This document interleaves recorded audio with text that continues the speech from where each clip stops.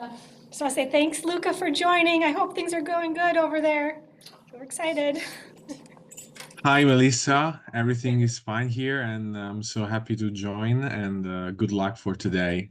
Oh, thank you. Well, good luck for you too. You have to invite us to your when you Sure. have your. When is yours again? Do you know the date? Uh, I still don't know. Okay. Hopefully within June. Yeah, Okay, it's coming Italian. soon. Yeah, Okay. it's coming soon. I mean, Italian bureaucracy is very slow, so that's Okay. the problem. Oh, very good. So, all right. Well, good. I'm glad to test this, anyways, and it's great. It's working internationally. Do you sound okay? This is a good test. So, okay.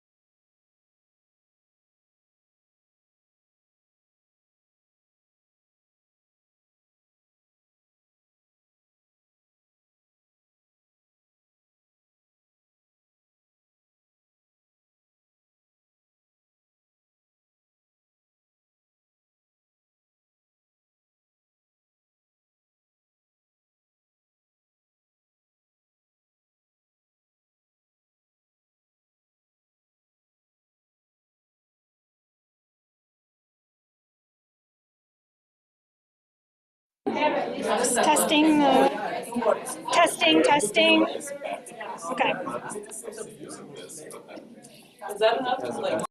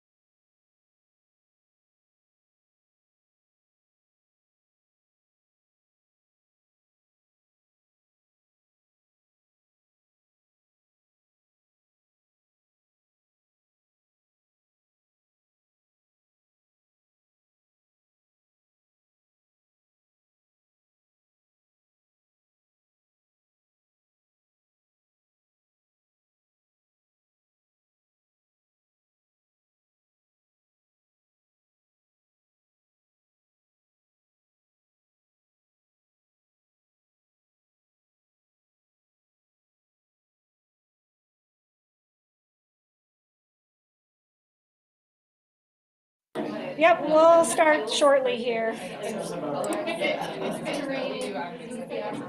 Hopefully that works. That's bad.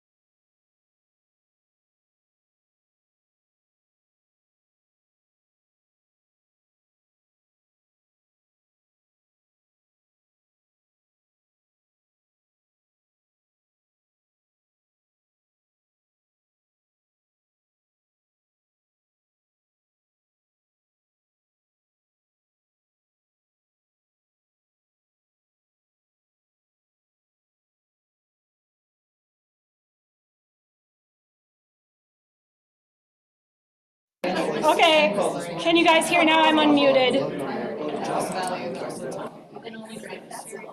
Okay.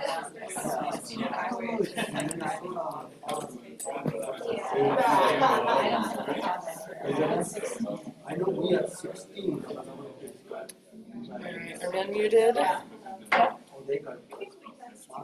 Can you see both of us? All right, we'll go ahead and get started. I'd like to introduce you to Nancy Bohl Bormann. She's co-advised by myself and Dr. Erin Cortus from BBE. And Nancy comes from us from a long line of agricultural stuff. She did her work at Iowa, her bachelor's degree at Iowa State University, and she has dual degrees in ag education as well as environmental science. And then she did her work at the University of Wisconsin. She studied phosphorus runoff in watershed scales with Dr. Larry Bundy there. And then she spent 14 years working in industry. She worked for the mash offs in Iowa. So she dealt with basically manure management stuff. So perfect position and a perfect person basically to work with Erin and I. So it was about the pandemic time, 2021. We met through Twitter, of all places. Yeah. We posted the job position, and Nancy thought to herself, I just want to get a PhD. So it seemed like a good time because during the pandemic, there was a lot of online classes, and she lives in Iowa, so she could work remotely, and it was a database project, which is unusual for like a group that I do. I usually do a lot of applied work. So it's something that Nancy could work on from home, and it worked out really well, and we're so thankful that she joined us. So she joined us in 2021. She's been very productive. She's spoken at 19 events or conferences. Most of those were actually invited. 2 were international. We both traveled to the UK together twice. Once we even got to go to Scotland, and we got to see where your great-grandparents were married. Yeah. So that was cool. We've road tripped to Ohio. We've even raced through Baltimore to try to get to the airport so that we could catch an early flight. So I've certainly spent a lot of time getting to know Nancy and even her family. Matt, I believe, is online, and her 3 kids. So not only is she doing a PhD like after a real job and having a whole family, she's accomplished so much doing all of these things. So I could not be more proud to introduce you to Nancy and let you hear about all of the work she's done over the past 3.5 years.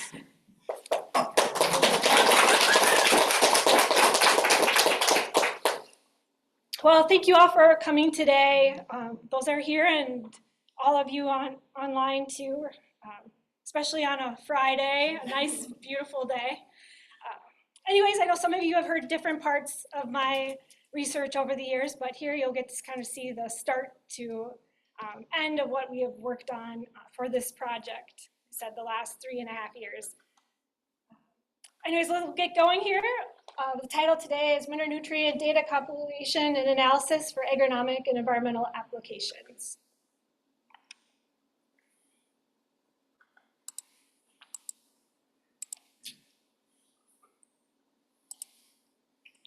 Just a quick overview, kind of go through an introduction of this topic. My chapter 1 is our manure database, ManureDB, the aggregation of US manure nutrient data. Chapter 2 will deal with looking at, now that we do have data in the database, what are some of the things that we can look at with this data. So nutrient data from US manure systems. And then chapter 3 reviews some of the limitations of this data and some future things that we can look into, so potential future improvements.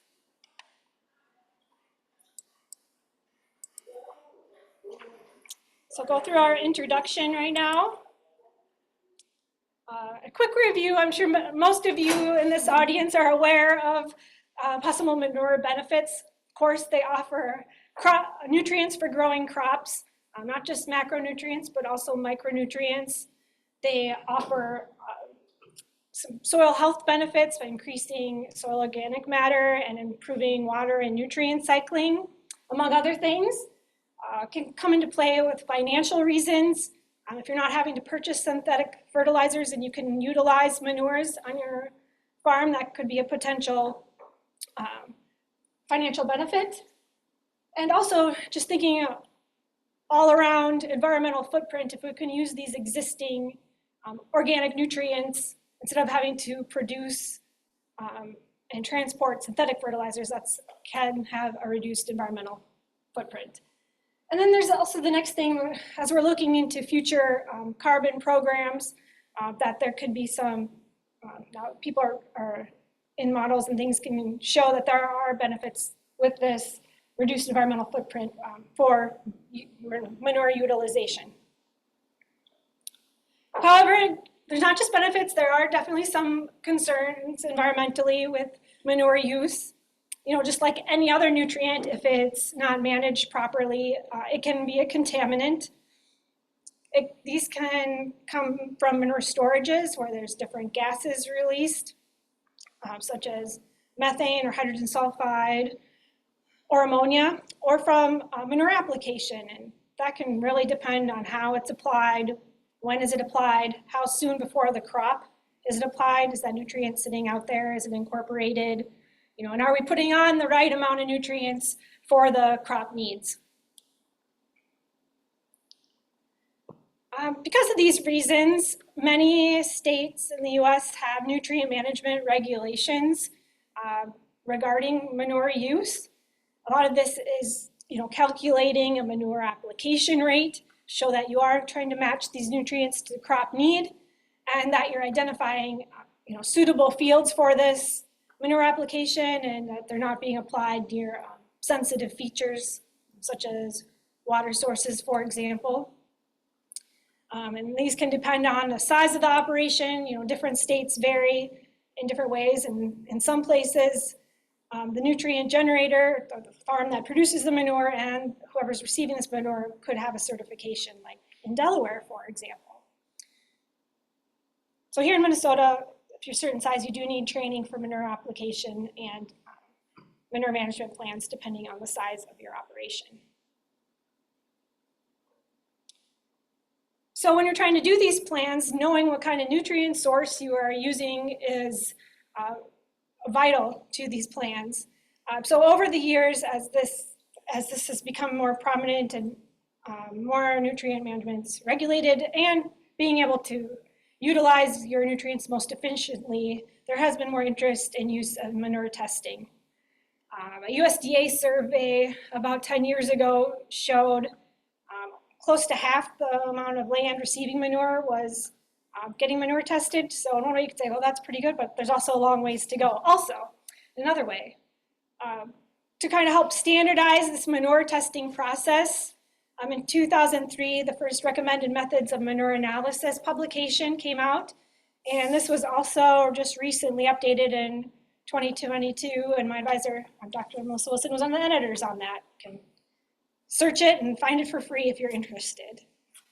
Another way to improve manure testing was the development of the Manure Analysis Proficiency Program.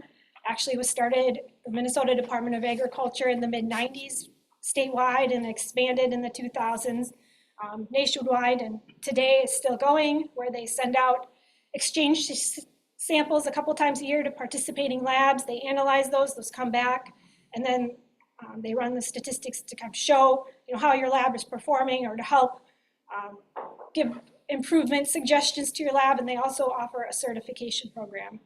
And some nutrient management planning organizations, states, or the USDA sometimes do also require manure testing at certified labs. So that is another way that this is improved. Manure application has also definitely increased in technology improvements than just spreading it out the back right around your farmstead.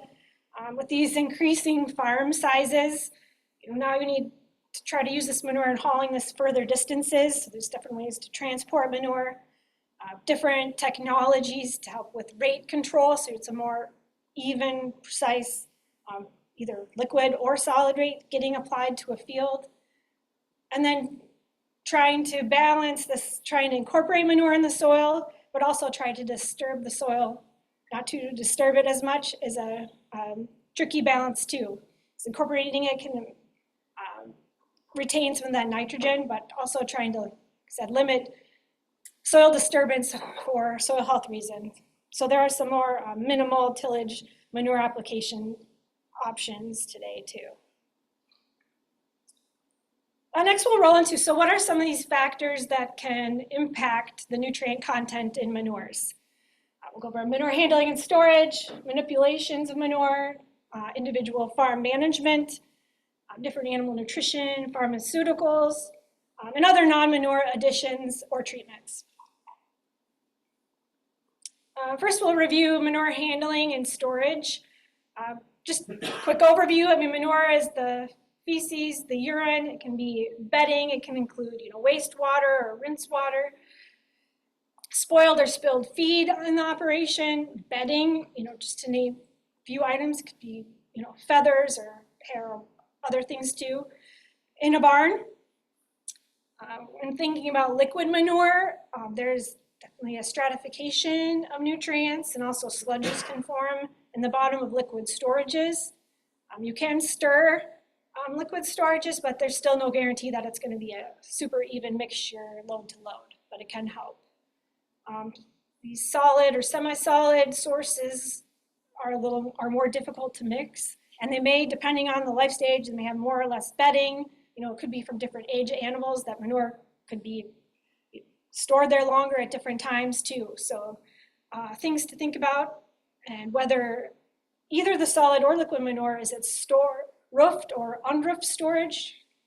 What's the temperature? What's the precipitation? That can all affect the nutrient composition too. And how often is this storage being emptied? Once a year, or once a month, twice a year, daily? Can all make a difference. Sometimes manure is manipulated or amended for other uses. Sometimes manure can be recycled water used for manure removal, or flush water added to manure to help move the manure along. I mentioned bedding, of course, can impact this, and the type of bedding used and the quantity of bedding used. Manure can be composted is another option. Solid liquid separation can be used for mortality composting in some instances, or could be digested for biogas production. Just individual farm management can also really play a big part. Lormar 2004's publication said, these factors can influence manure nutrients up to 30%, which is just individual farm management. How well are you keeping on top of your water maintenance, for example, and animal care and just settings of everything. Your animal genetics, even different breeds of dairy cattle can have different manure compositions. Animal health and performance, sick animals have different eating and digestion patterns and thus different manure output than healthy animals do.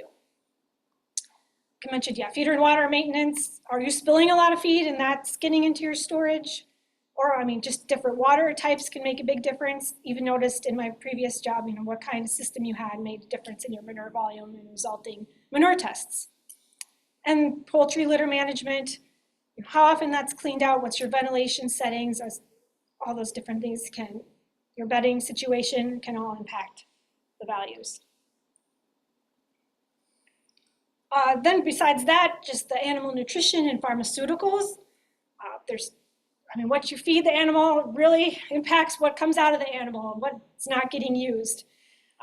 Some farms have different feed rations for different size animals or different phases, like reproductive phases, for example. Different ingredients can vary depending on the price of ingredients or your location. For example, in the Midwest, now a lot of feeds are incorporating distillers grains from ethanol plants, but in southern states, they may offer cotton or peanut byproducts in their feed.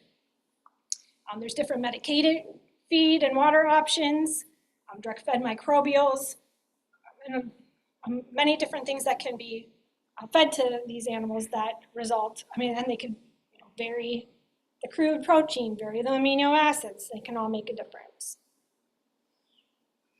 Okay, some other non-manure additions or treatments. Think about some of these facilities, depending on the barn washing or sanitation products, those are rinsed into the manure storages. Milk house rinse water on dairies. We got runoff from any feed areas or feed storage areas. Dairy foot baths enter into the storages. Possible insecticides, nitrification inhibitors, different poultry litter treatments, and different manure pit additives can all be added as well. So when you don't have an individual farm's manure test and you want to, for a modeling purpose, or you're building a new facility and you don't have a manure test, one way to refer to an approximate nutrient concentration is to refer to a previously published book value. Some of the popular ones were Midwest Plan Service, which was published in 2004, or the American Society of Agricultural and Biological Engineers, Manure Characteristics, which was published in 2005, and then the United States Department of Agriculture and Natural Resource Conservation Service also published Agricultural Waste Characteristics in 2008. And some states also have state-specific references that they can use. So as you can see, a lot of these are either approaching about 20 years old, and those values were from previous years, some quite a few, and they also kind of refer to each other in some cases, are a blend. Some show the sources and some are very vague about where these values have come from, or coming from a narrow, maybe just one state or a few states area. So today we're going to review a future way to access manure nutrient characteristics. We know this agricultural data in general, this aggregation and curation is just becoming more widespread in all this different aspects. They're becoming more collaborative, they're expanding. But we know this robust data management is going to be needed to stay relevant and valuable. Sharing these metadata, these ontologies, relationships, platforms, communication are very key for the success to these projects. And incorporating past and present US manures and organic amendments into a database will help elevate just another aspect of agricultural data. All right, so we're going to go into chapter 1 now about the development of the manure database, aggregating this manure nutrient data in the US.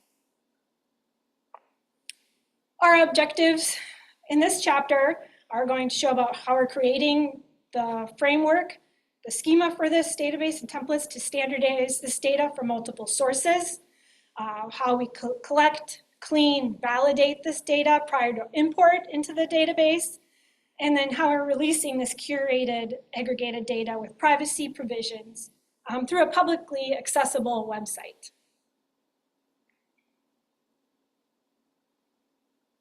My advisors successfully were awarded a grant to start out this project, and one of the pieces of that was they created a stakeholder committee for this that involved researchers, consultants, engineers, regulatory folks, lab personnel, alternative energy groups, livestock groups, along with Minnesota Department of Agriculture, our CFANS department here at the University of Minnesota, U of M Extension, along with partnering with the Minnesota Supercomputing Institute.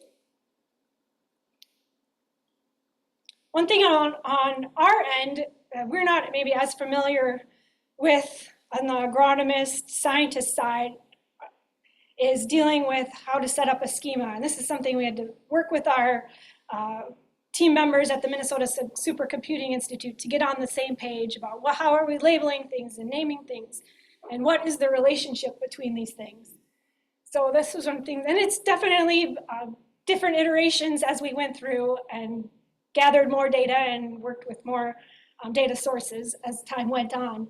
But you can see we have a lab and what's the lab name, we have different animal types and how we're going to name and have those categorized, and then have more combined categories. A sample, is related to a lab, is related to have as an animal type, and then has all this different metadata associated with it. Then this sample has a lab result. You pick what method was it, what units is in, what basis is it, and what is that result. So all these different things have relationships, in the framework of the database.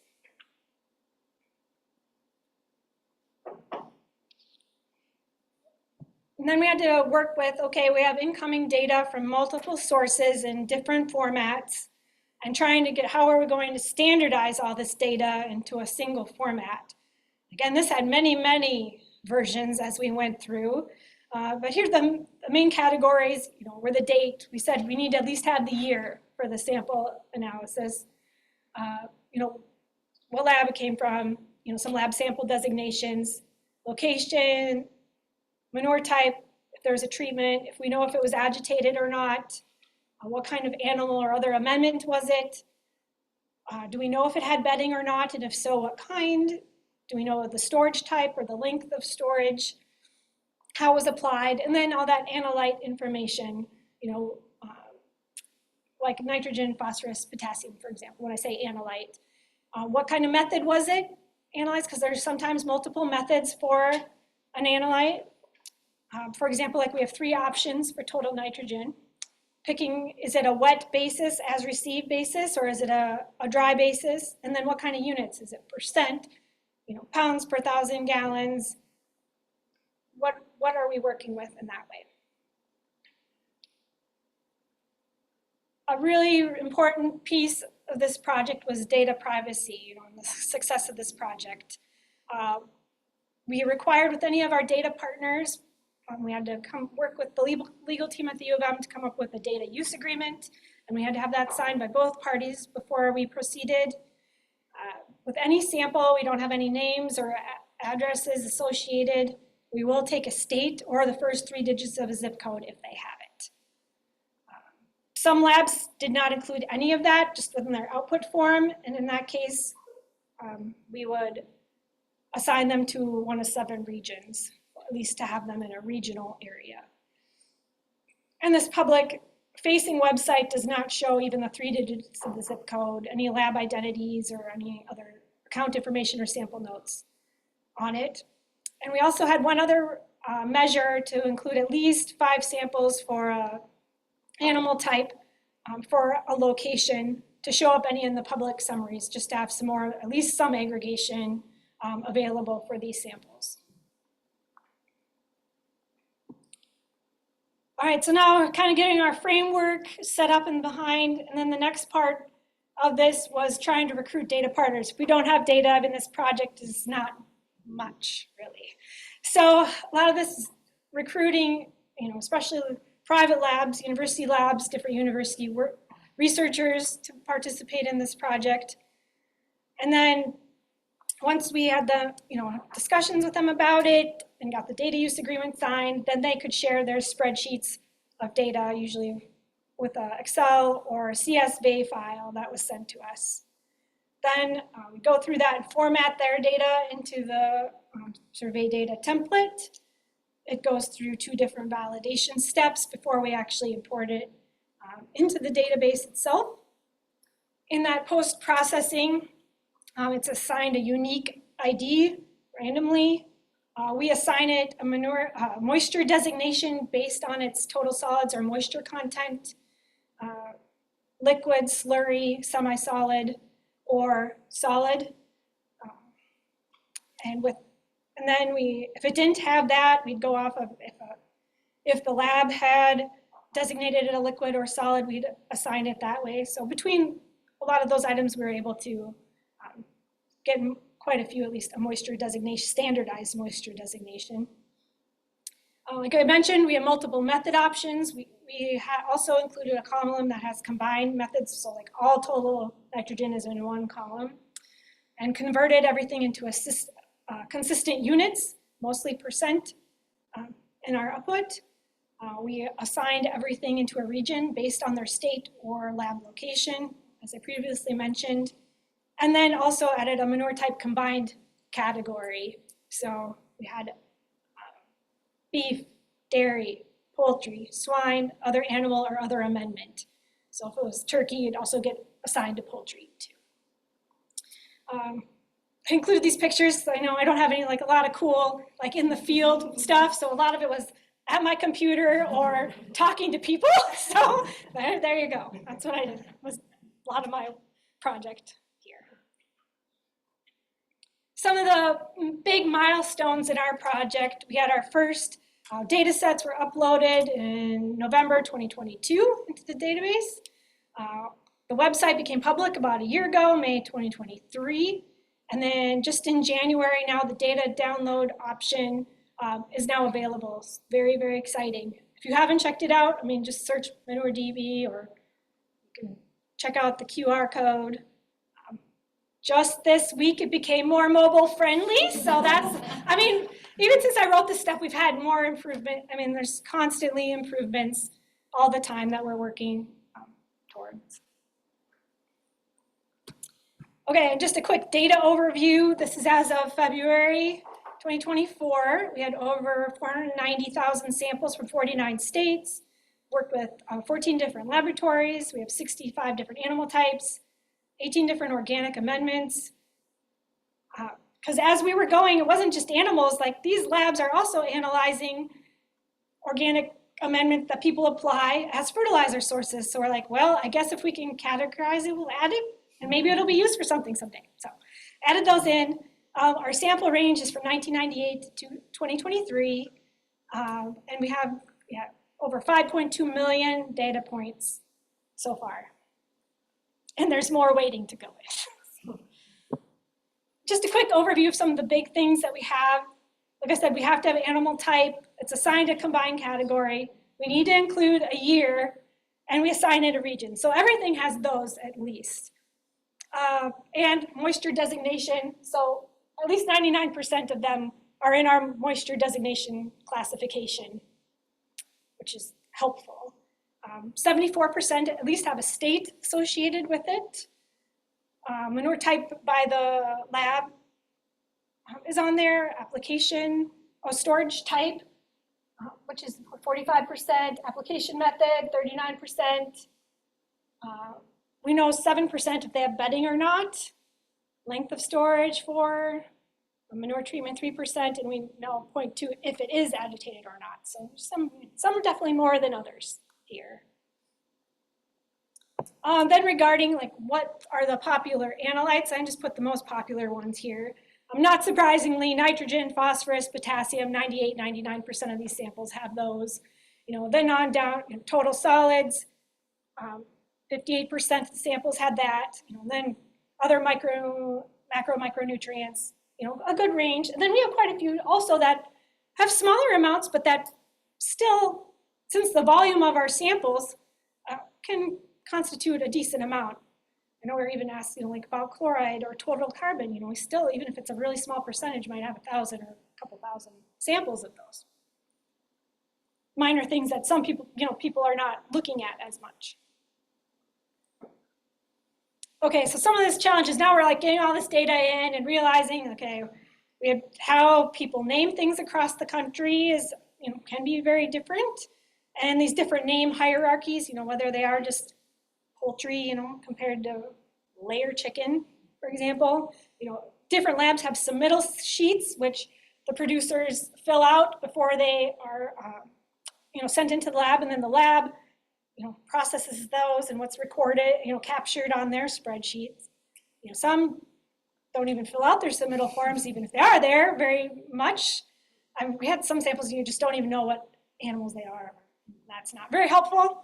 And just different meanings to different terms as well, like lagoon, for example. As far as this project, one of our real near-term future plans is to archive this data on an annual basis with USDA's National Agricultural Library called the Ag Data Commons. I'm planning to archive once a year the data set. Plan to keep reviewing and adding new data to this project and adding new partners, that are interested. So if you know someone interested, contact my advisors, please, or me. And then, just continuing to assist with trying to provide more realistic nutrient test values, from multiple sources, regions, and operations. All right, with that, we're going to transition into the next chapter. Nutrient data from US manure systems. So now, okay, we got this data in our database. Okay, what were some things we can look at? And this was really tricky because to try to narrow down research questions for this, you could go so many different ways. And I know Melissa and Erin are like, well, what do you really want to look at? I'm like, okay. So anyway, this is what we narrowed it down to, kind of a snapshot of some of the common, or some of the high level things, I guess, you could see so far. So one thing we're going to do here for objectives is compare, I picked the time frame 2012 to 2022 to have a recent decade of manure DB data compared to that Midwest Plan Service and the ASABE book values. For this presentation today, I'm going to just compare it to the ASABE values. We're also going to check, are there regional differences between samples? If we have enough samples to compare between regions. And then also see, are there analyte trends for this time period too? Are the nitrogen levels changing, in this 11-year time period?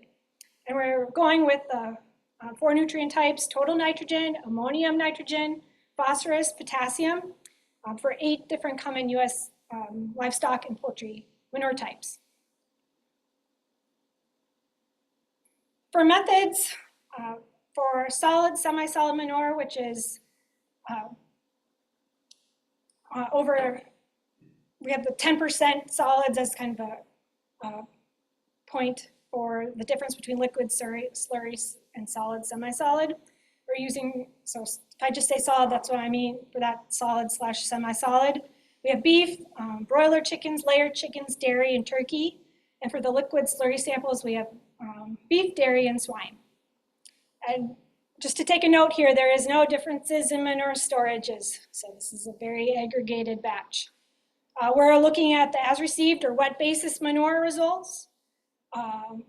We calculate, amongst other things, the median absolute deviation, which is similar to standard deviation for medians, median coefficient of variation, similar to coefficient of variation, 25th percentile, 75th percentile for that interquartile range count. Medians were chosen to use, as with data like this, just to help limit the effect of outliers in this sample data. We are looking at ASABE manure characteristics, that were converted to similar units for comparison.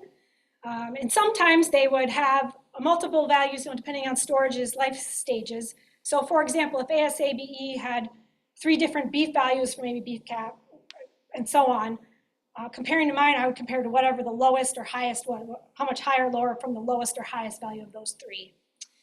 I'm using the R for analysis of these things.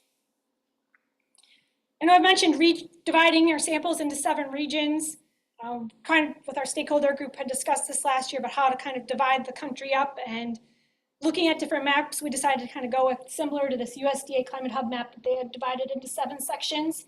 So Midwest, Northeast, Northern Plains, Pacific Northwest, Southeast, Southern Plains, and Southwest, and those states in between. For looking at this by region, we did, checking with the data for normality showed that this is not normally distributed, which I guess is common for data sets like these, lab data sets. We had to use the non-parametric Mann-Whitney U test with Benjamini-Berg correction to compare these regions. So we check the region in the same year. And we had regions selected with at least 500 samples across that 2012 to 2022, kind of an arbitrary number just to make sure we had enough samples every year, an adequate number. And then we did this for all those 4 analytes for each of those animal manure categories. So as you can see, all these different things add up to quite a few different calculations. Then to check for the analyte trends over time, we use the non-parametric Mann-Kendall trend test, again for regions that had enough samples. And this can show, this is also used in environmental data to show different trends. Is there a significant trend or a significant increasing or decreasing trend with the data? So just some real overview of results. Medians for this solid manure data for all 8 of them. This was the range of values for total N, ammonium, phosphorus, potassium. If you're not used to looking at this in percent and you want to look at pounds per ton, just multiply those by 20 and you'll get that. I know that's what I'm more familiar with too. The median coefficient of variation, so again, this is similar to that coefficient of variation, shows kind of the spread of the data.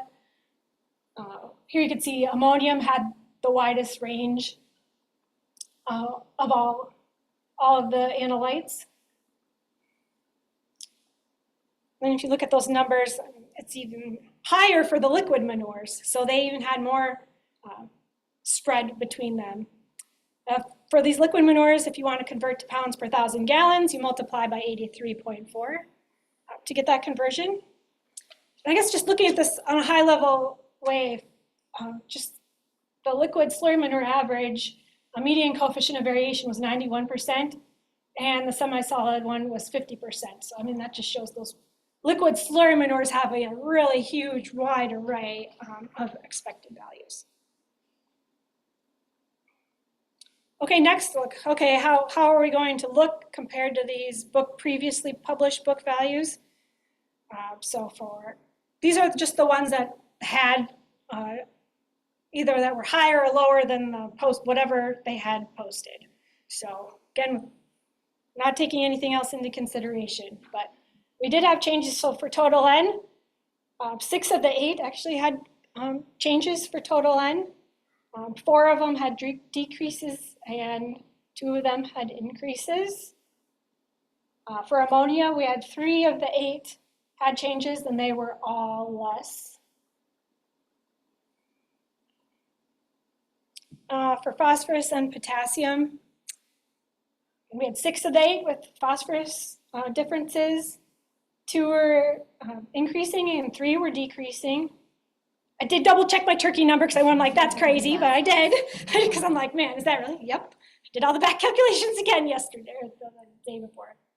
And potassium, yeah, we had 3 increasing. All 3 of the poultries were higher, and dairy and beef were less. Okay, so even though we don't have the storage comparisons, like, hey, there's, some differences here. Now, are they because we just have a greater quantity in regions than the narrow sample that ASABE had? For layered chickens, I believe they only had 45 samples from like 2 states. So was it really different, or is it that we just have so many more samples and has the, or the diets and treatments and things have changed? Okay, so now we're looking at the regional comparisons. This is for solid. I gave one of the examples because if I put this chart up here, it'd be a lot. But so for beef solid manure, we have the 4 analytes. And in this case, we had 3 regions that had over 500, at least 500 samples. Midwest, MW, Northeast, NE, and then Southeast. So I did a comparison for each one. An X if it was significantly different, or an NS if it was not significant. So yeah, I did this for each year. So this is just an example for 2012. So I did that for each of the years to see what we could find. For these individual year comparisons for solid manure, 66% of them were significantly different between regions. And then if I did this for 2012 to 2022, just all combined, 33 of the 36 were significantly different. So there's just 3 ones that weren't for the whole 11-year combined period. The greatest regional differences were between dairy solid manure. 79% of the time they were different between regions for all analytes, and the least differences were turkey solids, which can kind of make sense. There are probably a lot more similar manure or animal housing and manure structures, but still quite a lot. Half the time they're regional differences for analytes. And then I did that also similar for liquid manure. In this case, since I had liquid manure, we had 264 comparisons, and 91% of those were significantly different between regions for the analytes. And for the 11-year period, as a big chunk, that was 92% of the time they were different. The only ones that weren't were the Midwest and Northeast dairy liquid manure P and K. Those were not significant. So again, this also shows that, again, liquid manures are very different from each other, and these regional nutrient concentrations are probably a likelier, better, closer nutrient approximation than a whole US median. Okay, I do have a graph like this for each of my 8 different animal manure categories. So we have total nitrogen, ammonium nitrogen, phosphorus, potassium for Midwest, Northeast, and Southeast. They're different colored and different shaped lines. I have the counts for each one. In this particular case, we have 8,000 Midwest total nitrogen samples, for example, for beef solid. The dots are the medians. The upper line is 75 percentile. The bottom line is the 25th percentile. So that middle is the interquartile range, which if you think about, that's only the 50% of the samples. So this also shows there's a big variety across. And then I also put on here if there was a trend across 2012 to 2022. So in this case, we didn't have any trends for NP or K, just ammonium N in the southeast. And that has a very, it's hard to tell, but it's the bottom, very bottom line, which is the red line. It's really, really low to begin with. So for beef liquid manure, only in the Midwest had enough samples for this graph, and there was no significant analyte trends for this. I mean, it did bump up and down, but nothing trending one way or another significantly. For dairy solid manure, again, we had 3 regions with sufficient samples. In this case, we had a regional trend for the northeast, had a decreasing trend for total N and ammonium N. The Midwest had a decreasing phosphorus trend and nothing for potassium. But you kind of see the spread, the southeast of a wider spread to the higher values. So I mean, kind of just, it's a visual representation too of these nutrients. Dairy liquid manure. This one had the northeast having significant decreasing trends for all 4 analytes. And here you could start to see really some regional differences. A lot of these are probably dealing with these storage systems, because they're all lumped together, how they store manure and different climates and such. Here's chicken broiler. The northeast and the southeast had sufficient samples here. Both regions had significant decreasing for ammonium, and the southeast had an increasing K trend. And for this, also you could tell just the volume of samples. The southeast had over 17,000 samples for K and had a much steadier line. Just that volume of samples just makes a lot more than jumping up and down like the northeast, when it only had about 600 some samples. Also, chicken layer. The southeast had ammonium, P and K decreasing trends. And again, the southeast just had a really, more samples, a lot steadier lines than that. For turkey solid manure, this was interesting in that the P value had a increasing trend for the Midwest and a decreasing trend for the southeast. You can kind of see they're kind of converging a little bit more towards them. So that's interesting. Only place that they saw that. And then finally, swine liquid. We just had Midwest and Southeast samples. Again, this really highlights the different liquid storage of swine. Lots of water lagoons in the Southeast compared to deep pits in the Midwest. But really, they were very steady in their regions, though, and only significant trend was the Southeast. But again, that's this bottom line, and it's very, very low to begin with. But you can see, I mean, very steady across the time. So to wrap up this chapter, ManureDB, offers a real robust look into these modern livestock and poultry manure testing in just so many greater quantities and locations than previously used before. These medians, did have differences between the previously published book values in many cases, even without knowing what the storages were or life stages.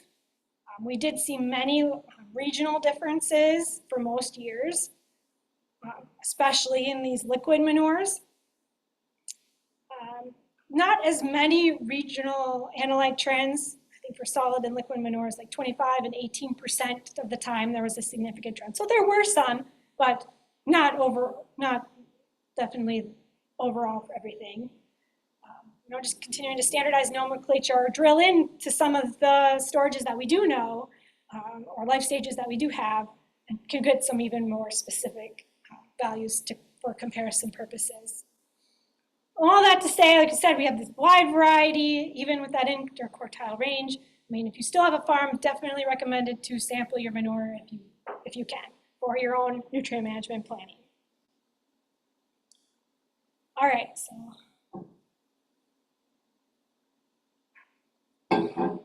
on to the last chapter, chapter 3. Now we're going to discuss, we kind of mentioned some of these limitations, but discuss a few more limitations and then some future possible improvements. That's salmon farming back. That's who knows? We did get some fish samples, by the way. Okay, so yeah, recognizing data input limitations, data output limitations, and then potential improvements and additions. With data input, we just know so little about how were these samples taken? Were there many subsamples? How long did they sit out before they were analyzed and transported? Were they properly cooled, or were they sitting out hot for a long time? Was it stirred or mixed well and a subsample taken? We just do not know that. The submittal forms, kind of as previously mentioned, different labs have quite a wide variety of what they have on their forms. And then also, are they filled out completely? And then if they are filled out, is the lab translating that on their intake form too and getting that recorded? Sample origins, instead we usually just use the state or 3-digit zip code where they came from, but we don't know, was that from the farm, or was it their house address somewhere else? Was it a manure hauler, or was it a consultant? That, some of these spread multi-states. So, that's something we just don't know necessarily. We had some, hesitations with lab, depending on their language, about data sharing. So then in some cases that, was a stumbling block for, adding additional partners.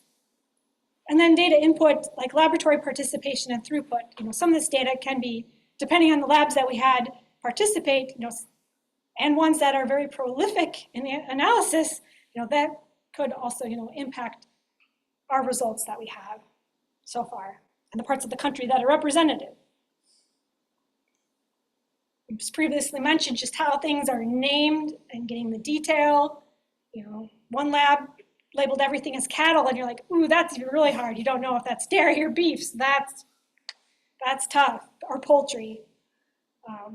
Knowing the different swine life stages and storage is super important for that species.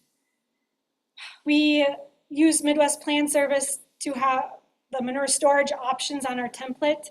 And a lot of that was, is it a, unroofed or roofed pit, for example. But sometimes we just get pit. You're like, we don't know if is that covered or not covered? Or is things labeled a lagoon where it's not maybe necessarily a treatment lagoon, it's just any earthen basin or outdoor storage. Bedding description, we don't know about that. Again, like what do we say, 7% or, I don't know, very less than 10%, we know if it had or didn't have bedding. And some labs had even what kind, was it sawdust or whatever it had for bedding. So just knowing that, just don't know. And then once we get all this data, there is definitely a human error.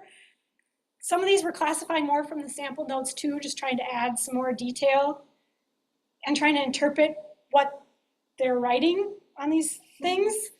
And then just making sure, in communication with us in the laboratory, are we getting the correct units?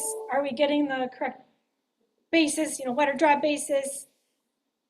The method they're using, and then interpreting these things. A lot of different things to go right. And then as we got more, we added more things. And so, do we have to go back in some cases and fix some of the old data sets to match the new, depending on what it was, or just adding extra options. All different things, as we went, we're dealing with. Okay, so that's just, the data coming in. Now the data coming out. The standardized Zune units, we said most points are on percent, what basis. If you look at the website today, that's what you see. Said a lot of agronomists and farmers are used to more of the pounds per 1,000 gallons, pounds per ton. So you may not be, without doing conversions, as helpful. We have the P versus P2O5 or K versus K2O. In comparisons, we use P2O5 and K2O because that is the more common use of like fertilizer, what people are used to looking in terms for fertilizer. Some other things we're having to deal with is if we're working with researchers that did specific studies, so that's great, they have more metadata, but they may have submitted to a lab, perhaps that we already worked with, so are we going to catch this data duplication? Dealing with that, dealing with unit or basis mislabeling, we've had to go back and adjust as we've, especially as I started doing stats, all of a sudden things were coming clear, like, oh, this is not realistic. Going back and checking, oh, this particular 2017 was off compared to everything else. Or, we've had equations misapplied, we've had wrong column labels. I'm coming to think, is this an actual outlier sample or is it just an error? So, and just the sheer amount of data, it's hard when you're just looking at all these things to necessarily catch it. A recent addition to the website is we have 2 different data visualization features, and that's really pointing out some things in our data quality to look through, like just the quick snapshot here, like the sulfur, okay, one's over 600%. Okay, so, something for us to look at. I mean, just so, having caution, using these samples to realize these things when we're potentially going to update these for book values, and before we are basing regulatory and policy things, to be just making sure we're considering all these items. Moving on to potential improvements and additions. Again, such, when you could standardize submittal forms across labs, that would be really nice, but at least just getting some more direction. And some have asked, like, well, what else would you like? What would you suggest? So that is something that perhaps you could look at, and just again adding more samples, increased quality, quantity of metadata, working with different potential partners in that. Just clear definitions on forms for the things that they do have. Perhaps offering opt-in or out of this project if people are interested. Maybe more labs would be comfortable with that. They offer that on the submittal forms themselves. Just trying to offer more hierarchical options depending on the data we have. Swine, swine grow finishers, just swine finisher. There's a lot of layers that you could even be added in that way. Just thinking about our reporting practices, do we want to perhaps add, we've been discussing the possible and other validation steps, kind of flagging these questionable values to look at them before they get posted out. And then another thing too, adding more guidelines and examples to our website about how someone could go about using this data.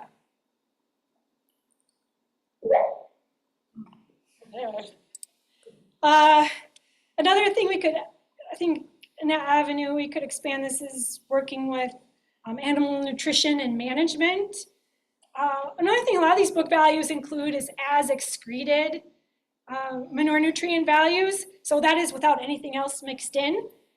So if we could possibly work with other animal science researchers or biological engineers that are capturing this data in their research anyways, this would be a great home for that. To add and update those values too, because that would be a real key thing to see. Oh, are those values changing without all these other water and other things getting added into the manure? We can even borrow from the fertilizer recommendation support tool group, the FSRST, where they're doing things with soil testing rates, like what's the difference when you vary phosphorus and the resulting soil tests. While for animal science, the difference in crude protein or amino acids or a feed ingredient and your inclusion rate and what's your resulting manure nutrient. This could be something that capture that information too. Other feedstuff information, for example, are you feeding distillers grains or whatever other byproduct or whatnot, adding that information in. And then another part in all this book values too is manure production data. Like what is the quantity of manure getting produced? And trying to get a better update, because I even know at my previous job too, looking at the production value compared to what we saw that we're getting produced every year, you know, we're different. So having a place to record that in a place and getting those updated is another piece to this updating book value. Sorry.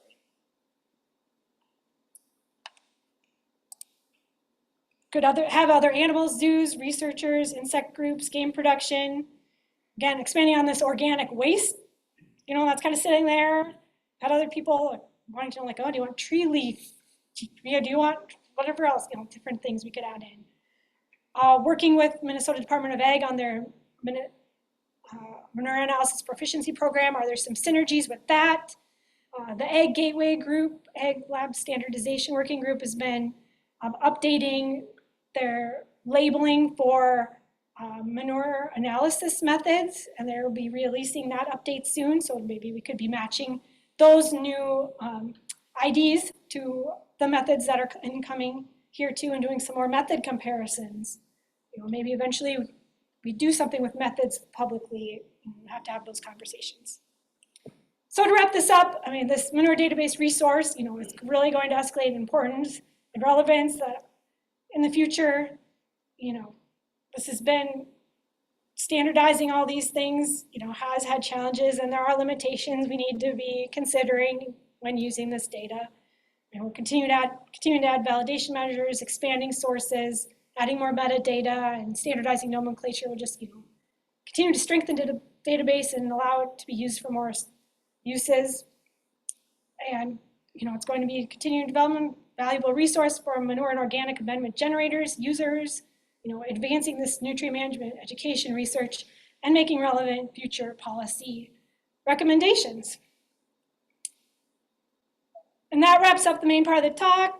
And just like to acknowledge so many people with this, my advisors, Dr. Melissa Wilson, Dr. Erin Cortus. Thank you so much for taking me on in the pandemic. I mean, you didn't even meet me for months, even after I started, which is wild. And my committee, Dr. Hannah Cates, Dr. Paula Pagliari, thank you much. Got early data exploration. Margaret, Mary Grace, thank you so much. Our Manure DB team, folks at Minnesota Supercomputing Institute, very integral pieces to that. Trevor and Kevin, Larry Gunderson at MDA, Kevin Yanni, retired extension engineer. Our stakeholder committee, I mean, they were guiding and supportive in this, along with all of our laboratories and collaborators, you know, got to meet so many different people throughout this process. You know, our Wilson Lab group, you guys are amazing. It's so, you know, good to work with all of you, and our livestock environmental engineering group, you know, throughout. Very supportive people, SWAC department office, Carrie Darko, you know, keeping everyone on track. So everyone says it, and it's so true. All the other, you know, past and present grad students, you know, even though I was, you know, 3 hours from campus, I still, you know, felt like a part of it, and really appreciate that camaraderie with you all. And all my instructors that were flexible with me even after classes came back, you know, I'd participate in person and online and throwing up Zoom links when you could, you know, making this a reality when I never thought I would go back to school when I was 40. And my family and friends, thank you, Matt. He's actually in the tractor planting today. And my kids, Reese, Quinn, and Greta. Yeah, my Bohl family, Bormann family, and all my friends here in Bar help pick up the slack or support me. My in-laws, my friends, running kids places when I was gone or traveling, you know, to help make this possible. Funding Hugh Harrison Fellowship, George Ream Nutrient Management Fellowship. Very grateful, and then all the partners at the bottom, CFANS, all them, and along with the USDA grant supporting this project. All right, so thank you very much. Appreciate that. Is George Ream, did get to meet him. He did recently pass away, so yeah.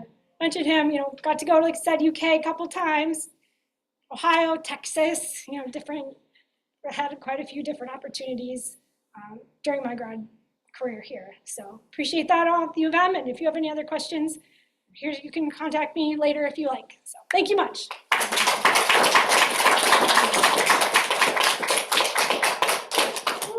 We don't have a lot of time.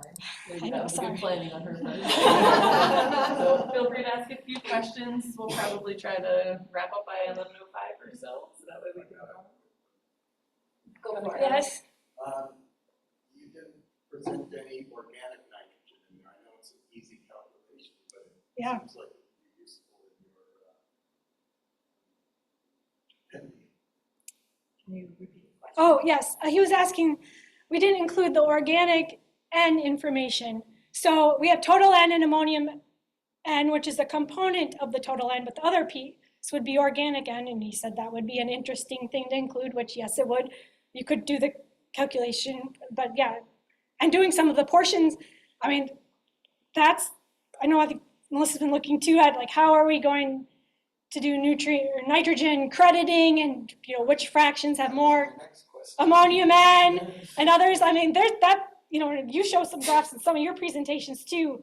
What are the different species, and they have, different fractions are, like for example, swine usually have a higher ammonium N percent than some of the others, so, that's a different avenue. There's so many different things you can do with this. These guys could be busy for a lot of years, I think, if they want to be, so, yeah. Yes, Abby? So there's 65 animal types. Yeah. Is that like legit, like 65 different types of animals? That's a good question. No, Or does it further break down to like? both. It's both things. Oh yeah, she's asking 65 different animal types. Is it all just different species, or are they some just different levels of detail? And it's both. It's both. Does include some just different levels of detail, like dairy calf. Okay. Yes. Okay, so that leads into Yes. my next question is there value in keeping phase-fed animal manure separate? Do we know that from the data that you've gotten? Especially specifically for, okay, so if you have a calf raising facility, Mm-hmm. we know that manure is only there, but like for a farm that has multiple ages, Mm-hmm. would there maybe potentially be value in keeping that manure separate? Or Oh, because I could think about like swine. It's phase fed, but it's sorry. Abby was asking, is it valuable to keep like different phases of animals' manure separated? Like for swine, where it's all housed in the same spot, going to the same thing. Like for a slatted barn, for example, that's kind of all in one. But in some cases, there are separate nurseries, so not combining your nursery with your finisher. Yeah, that's different. Or especially think about it on dairy farms, where you have maybe a heifer barn and a dairy calves, and then you have the dry cows and the lactating cows. Sometimes they're all mixed, and sometimes they're in liquid or solid. I think the big thing is that you're testing it. If you know at the end before you spread is the biggest thing at the end of the day. If you can utilize them in a different way, or you want to transport one further, for example, and it's beneficial to keep that segment separate, I could see that perhaps. So maybe. But test it. That's usually the best answer at the end of the day. so If you it's can. entity. Yes. All right, well, I think we are gonna have to move on, so let's. One word answer. Oh. One word answer. What's the missing state? Yeah, I was. Oh. Alaska. Good, great. But we're working on it. Hey, we are working on it. So we've had actually some conversations about sharing. They just don't have quite the quantity of manure generation as a lot of other states do. So, Fair enough. yes, I know. So. I do have one more question Oh. just for the benefit of the audience. Oh, yes. What is the coolest animal type that's in the database? There's a lot of interesting ones. I mean, we have elephant, we have worm, we just have all kinds of things come in that you're like, huh, okay. But like these guys said, Melissa's like, if someone asked me for alpaca manure, at least we got like 65 samples or something. We actually have a pretty good guess now. So, so at least if someone wants to know someday, we do have a wide Group range. asked us if they wanted to start sending us insect frass Yeah. samples if there's more insect companies growing that for feed. Or even wastewater, there's a lot of avenues you could add to this with not too tricky to, maybe add a few columns or whatever. So, a lot of different ways it could go now that the framework is set up. Yeah. So as long as they continue funding, and those are discussions going on too, so, yes, so, So let's, if you do have more questions, there are her email addresses up there. Yeah. So let's thank Nancy again. thank you all, appreciate it. I'm sure this is a relief, but now we get to go to the private part. A couple of hours. So yeah, thank you all so much. Grab some donut holes or oranges on the way out. Yes, thank you, everybody. Thanks, Anna. I just saw it right now, that's.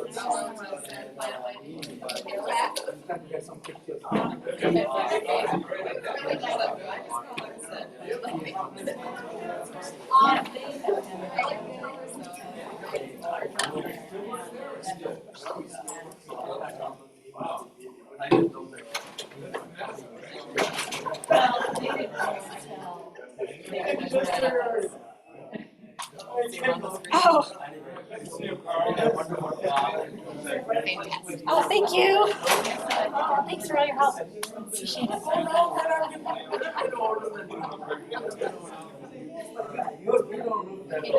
Thank you guys for tuning in. Appreciate it. Interesting. Oh, good. Besides my own, that was the best one.